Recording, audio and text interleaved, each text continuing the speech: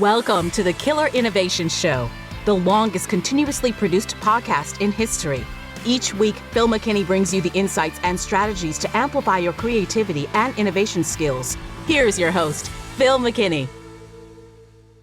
You know that moment when you walk into a meeting and can immediately sense the mood that is in the room? Or when a proposal looks perfect on paper, but something just feels off? That's your intuition working, and it's more sophisticated than most people realize. Every leader has experienced this, sensing which team member to approach with a sensitive request before you're consciously analyzing the personalities involved, or knowing a client is about to object even when they haven't voiced concerns. Feeling that a project timeline is unrealistic before you've done the detailed math. That instinctive awareness isn't luck or magical insight. It's your brain rapidly processing patterns, your experiences, and all of the environmental cues that you're sensing in the meeting or in the emails or that Zoom call. The leaders known for amazing judgment haven't been blessed with superior gut feelings. They've learned to systematically enhance this natural capability through what I call practical thinking. By the end of this episode, you'll understand the science behind intuitive judgment, why some people seem to have consistently better instincts, and how you can use practical thinking skills to make your own intuition more reliable and actionable. So, what is it? Well, intuition is your brain's rapid processing of experiences, patterns, and the environmental cues that occur below the level of a conscious awareness. You're not even really aware of it. When you sense the mood in a room, your mind is instantly analyzing dozens of subtle signals in body language, tone of voice, seating arrangements, who's speaking, and who's staying quiet. This isn't mystical. It's sophisticated pattern recognition. Your brain has stored thousands of similar situations and can quickly compare current circumstances to your past experiences, delivering a gut feeling about what's likely to happen or what approach will work with this. Everyone has this capability. You use it constantly. You walk into that meeting and immediately sense the mood in the room. Is the boss mad? Is everybody happy? Everybody have a great weekend? Whatever it is. Next, knowing which team member to approach with a request. Some team members are easier to approach than others. Some will react and respond depending on what the ask is, and you don't even think about it. You go, oh, Bob will be the best person for me to talk to about this. How about that feeling that a project timeline is just unrealistic before you even done the analysis, before you even looked at it? You just look at it and you go, wow, that is just not a realistic approach. Or how about recognizing when a client's about to say no, even if they haven't said it yet? Or sensing that a proposed solution won't work within your company culture.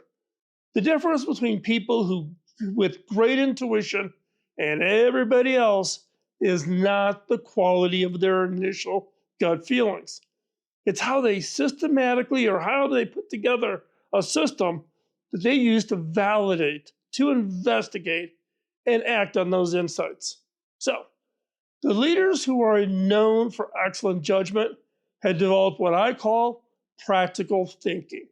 This is that systematic approach to using their knowledge and experience to enhance their intuitive insights. Now, here's what they do differently. They treat gut feelings as valuable data, not emotions to dismiss or blind impulses to follow. When something feels off, they investigate systematically rather than ignoring the signal or acting without validation. These same leaders, they've learned to distinguish between intuition based on genuine patterns and reactions driven by personal bias, by your stress, your recent events, your mood. They can separate this timeline feels aggressive because similar projects have failed from this timeline feels aggressive because I'm overwhelmed today. Two different responses, and they're aware of both. They know how to control that and apply it. Now, they apply a structured approach to validate these intuitive insights before making any kind of an important decision. They don't just trust their gut, and they use their gut for a starting point for this investigation. Now, leaders also they understand stakeholder psychology at a deeper level, using that intuitive read of people to design approaches that work with human nature rather than against it. The leaders with reputations for just absolutely brilliant intuition have simply learned to make their natural pattern recognition more reliable, more actionable through these systematic frameworks. So, systematically, and not just systematically, it's really the way to do this quickly in the moment because your gut is driving you to make a decision. Now, practical thinking is this systematic approach to using your knowledge and experience to validate, investigate, and effectively implement your intuitive insights, not just react. It transforms valuable gut feelings into consistently reliable judgment. Think of intuition as your brain's early detection system and practical thinking as the methodology for investigating and acting on those systems with a step-by-step systematic approach. For instance, your intuition signals, hey, this reorganization plan feels wrong. Now, practical thinking investigates. You should be asking yourself, well, what are the specific elements I'm reacting to? Is this a timeline, the stakeholder alignment assumptions, or is it the communications approach? Your intuition warns you, this customer seems hesitant despite saying yes. Your practical thinking explores it. You ask yourself, what might they be worried about that they just can't voice directly? How can I address these real concerns? Ask yourself. Your intuition detects something like, oh, this team's meeting feels really tense. Your practical thinking skill examines that by asking what underlying conflicts or pressures might be driving this dynamic. What does each person need to have to feel successful? Now, when you combine intuitive insights with systematic investigation frameworks, you develop judgment. Judgment that gets more accurate with your experience. This is how great leaders seem to just know what will work, and they've learned to systematically validate and act on the patterns their intuition detects. So let's talk about the practical thinking framework. The framework consists of 3 interconnected skills that transforms your natural intuitive insights into reliable decision-making capabilities. Unlike analytical approaches that ignore gut feelings or emotional approaches, such as divergent thinking or convergent thinking, these those tend to follow instincts and follow them blindly. Practical thinking creates a systematic bridge between your intuitive awareness and effective action. The power comes from combining all 3 skills. Most people excel at like 1 or 2, but miss this integration that makes intuitive judgment consistently something you can rely on. So, in this framework for the 3 steps, let's talk about step 1, reality recognition. Reality recognition. This is different from problem definition. So, what is it?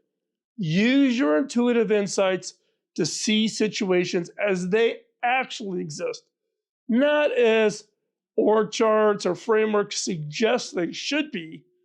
So why does this matter? Your gut feelings often detect mismatches between official reality and actual reality.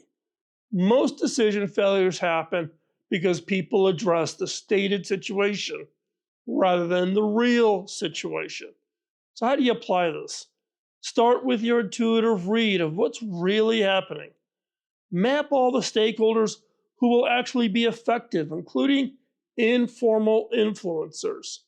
Identify what information is missing and why it might be missing. Acknowledge constraints and pressures that are not officially discussed. And recognize the emotional political landscape your intuition is detecting.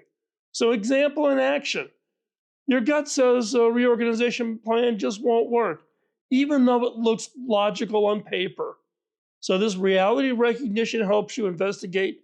Your intuition is detecting that the timeline is too aggressive for this culture. Key influencers were not consulted, and the plan ignores current team workload realities. Your gut feeling was accurate. It sensed the gap between the plan and actual organizational dynamics. This is some of the common mistakes in this is dismissing gut feelings because the official version looks reasonable. You're looking at what the official version is and what reality is. And that's where your gut really kicks in. It really steps in and says, something is off. How do I deal with this? So, step 2 of the framework, experience application. Experience application. This is not best practices research. So, what is it? Use your knowledge of similar situations and these specific stakeholders to adapt your approach rather than applying generic solutions. So, why does this matter? Your intuition draws on your unique experiences with these people, this culture, this organization, this team, and these types of challenges. That contextual knowledge is more valuable than best practices from some other organization, or God forbid, some list of actions that you got from one of your AI tools, ChatGPT, Claude, or whatever, right? This is what you have experienced, what your intuition is telling you. So, how do you apply it? Draw on similar situations you've navigated with these stakeholders. Consider what you know about this culture and how this culture responds to change. Apply lessons from previous successes and failures in this environment. Adapt proven approaches to fit current personalities and constraints. And most importantly, trust your experience about what will and what will not work with these specific people. So, how does this example look in real life, in action? Your intuition suggests that a client is hesitant about a proposal, despite their positive words. Your experience helps you investigate. You remember that this client typically asks for detailed implementation questions when they're serious, but they haven't asked any. So, what your experience with them suggests, they're worried about execution complexity, but don't want to seem unsophisticated. You adapt by proactively addressing implementation support rather than pushing for a decision. Now, this one has a common mistake that a lot of people make, researching what worked elsewhere instead of applying what you know about this specific context. Again, trust your experience. Weave that in as your intuition, but then apply practical thinking to analyze it. Step back and think about it, not just react to the emotion. Step 3 in the framework, stakeholder psychology reading. Stakeholder psychology reading. This is not stakeholder management. This is different.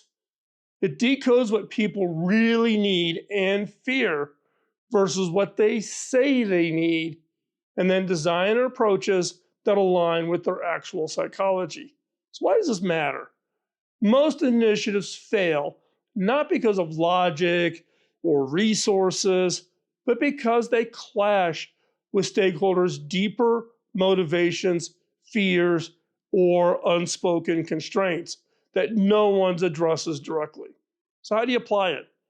Listen for what people do not say, the concerns they avoid mentioning. Notice emotional patterns, enthusiasm that feels forced, or agreement that just comes way too quickly. Identify hidden incentives, what each person needs to succeed in their role. And recognize fear patterns, what failure or change would mean for each stakeholder personally. And then design solutions that make people look good to their bosses, not just solve the stated problem. Remember, everybody has a boss. Part of your role, if you're going to be a leader and drive change, is to help your stakeholders look good to their bosses. So here's an example. A department head enthusiastically supports your efficiency initiative in meetings, but your gut says they're not really on board. So what does the psychology reading reveals? They're actually worried that improved efficiency will make their large team look unnecessary, threaten their status and their job security. Instead of focusing on efficiency benefits, maybe you should reframe the initiative as expanding their team's capabilities and strategic value. This transforms resistance into genuine partnership. The key insight here, while others try to convince stakeholders with better arguments, practical thinkers recognize that people's real decisions are really driven by emotions, incentives, compensation, title, prestige, and fears that are rarely discussed openly as anything that threatens those. They design solutions that address the psychology realities. If you're going to apply practical thinking, you've got to design it for the reality that's happening. Be practical, not just the stated requirements, but understand what's happening underneath. And a common mistake here is focusing on logical persuasions, thinking that you can outthink and outlogic somebody, when stakeholders are really driven by emotional or political concerns they can't voice directly, either out of true fear or seeming and admitting that they're very vain and they want the decision to help promote them. But the reality is, that's how decisions are made. They're just made by the emotions. So you got to develop your practical thinking skills. We've given you the 3 elements. Here's a 30-day practical thinking challenge for you to work on and improve your practical thinking skills. Week 1, reality recognition. Start documenting your gut feelings about situations and meetings. Write them in your journal, write them in your book, write them on your Remarkable, however you take meeting notes, put a column over there and think about, am I really perceiving this as the stated official issues, or do I really understand the reality? And when something feels off, practice investigating what your intuition might be detecting. You got to tune that flag so when it goes up, you're listening. What mismatches, and this is a key one, what mismatches exist between official reality and actual reality? Is your gut picking up on? That's week 1. Week 2, this is the experience application. For each significant decision you face, consciously apply your experience with these specific people and situations. Think about it. Here's your gut reaction. What have I experienced with this people? What have I experienced in this situation? Instead of researching best practices and running off to your AI chatbot, ask yourself, what do I know from previous similar situations with these specific stakeholders that should guide my approach on this. Week 3, psychology reading. Practice reading stakeholder psychology by listening for what people do not say. And again, keep track, document this in, just right in there with all of your meeting notes. When someone agrees quickly or shows unexpected enthusiasm, ask yourself, what might they be worried about that they can't voice? Design small experiments to test your psychological reads. This, when people ask me about my career and what were my key skill sets, a lot of people think I talk about technology or my ability to predict the future. It's stakeholders and understanding the psychology, whether I'm talking to CEOs, board of directors, clients, it's this ability to do psychological reads. Now we've done the 3 steps. Week 4, this is integrating the entire framework. Combine all 3 steps for important decisions. Start with your intuitive read. This is your reality recognition. Is my intuition picking up something where there's a disconnect between what the official reality is being stated versus the actual reality? So apply then your contextual experience, your experience application. Then design approaches that address stakeholder psychology. This is the psychology reading. Track when this systematic approach improves your outcomes. Again, keep it literally side by side in your journal or in your notes from meetings. So now you can practice this with others.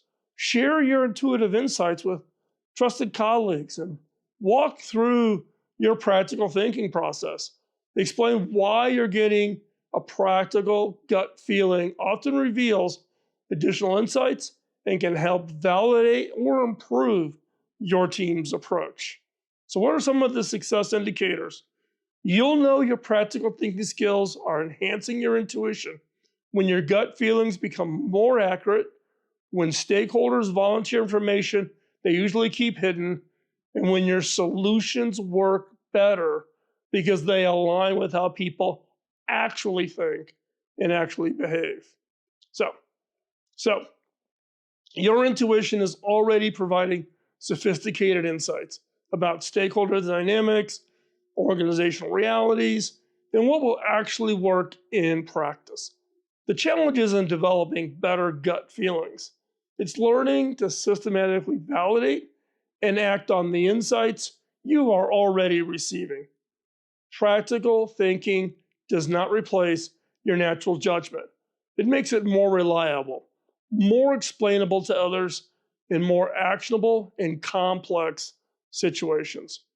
When you can read reality accurately, apply your experience systematically, and understand the stakeholder psychology, you develop the type of judgment that improves every decision you are making. This is the foundation of decision thinking, the approach for effective decisions when information is incomplete, stakeholders have conflicting interests, and the stakes are high for you and your organization. Practical thinking helps you leverage your natural capabilities to navigate complexity that would overwhelm purely analytical approaches. It may be overwhelming you with pressure and stress. You already have sophisticated pattern recognition and stakeholder awareness. Practical thinking helps you turn those natural capabilities into systematic competitive advantages. So, ready to develop reliable practical thinking? Join our community of leaders in Substack chat, where we will be exploring this question this coming week. What is one situation where you had a strong gut feeling that something was off, but you did not trust it enough to investigate and later wished you had? So this is a little bit of a look back and ask you, what if you had reacted? You knew something was off, your gut was off, but it just did not work out. So now coming up in the next episode, I'm going to be applying kind of some of the challenges with this intuition and practical thinking to a real example. In this case, it was an HP fossil watch partnership. And how could have we challenged Apple's dominance in the smartwatch market? Fossil's Bill Geiser's intuition about Apple entering wearables was dead on accurate. My assessment of the platform shift was equally accurate. But intuition without the decision-making frameworks to act on it just becomes expensive foresight. It'll show you how two Fortune 500 giants chose comfort over courage. So you want to make sure to stay around. Share this episode with someone who has great instincts but struggles to act on them systematically. You'll be helping them turn natural judgment into reliable leadership. And with that, don't forget, hit the subscribe button, hit the like button, as that helps us with the algorithm and helps others see and hear about the show and today's content. Greatly appreciate you taking the time out of your busy schedule, and we'll be back with you next week. Bye-bye. Podcasting nonstop since 2005, this has been the Killer Innovation Show on the Innovators Network.